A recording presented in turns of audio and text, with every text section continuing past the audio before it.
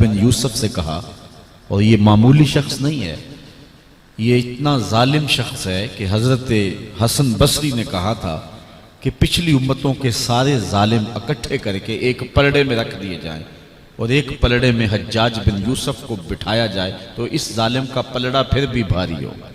70,000 لوگ اس نے اپنے ہاتھ سے قتل کیے، بلکہ صحابی رسول کو حرم کے صحن کے اندر یوں قتل کیا ہے اور یوں ذبح کیا جس طرح مینڈے کو ذبح کیا جاتا ہے۔ 90,000 لوگ اس کے حکم سے کٹے۔ تو کسی نے حجاج بن یوسف سے جرأت کر کے یہ بات پوچھ لی کہ تو حضرت عمر کا دور خلافت دیکھا ہے، ان جیسا انداز حکمرانی کیوں اختیار نہیں کرتا؟ تو انسانوں کو کاٹ رہا ہے، اور بصرے کا یہ سخت گیر حکمران جس کی ہیبت سے دنیا کانپتی تھی اور جس کو بھی اس کا سندیشہ چلا جاتا تو وہ موت کا پیغام سمجھتا، لیکن حضرت عمر کہتے ہیں کہ اگر فرات کے کنارے ایک بکری بھی پیاسی مر گئی تو عمر سے اس کا بھی حساب ہوگا۔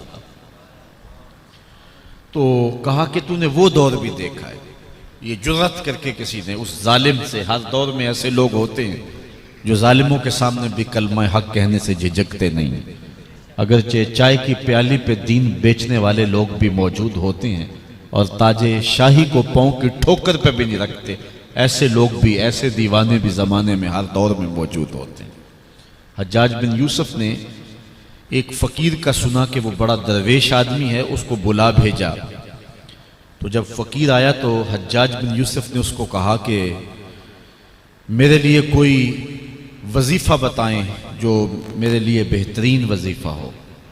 تو فقیر نے کہا کہ تیرے لیے بہترین وظیفہ یہ ہے کہ تو دوپہر تک سویا رہا کر۔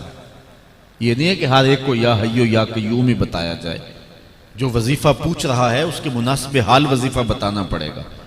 تو کہا کہ بہترین وظیفہ میرے لیے کیا ہے؟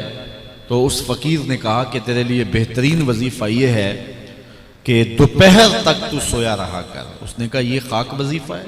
کہا ہاں یہ تیرے لیے بھی بہتر ہے اور امت کے لیے بھی بہتر ہے۔ کہا کم از کم دوپہر تک تیری شر سے تو لوگ بچے رہا کریں گے، یہ تیرے لیے بہترین وظیفہ ہے۔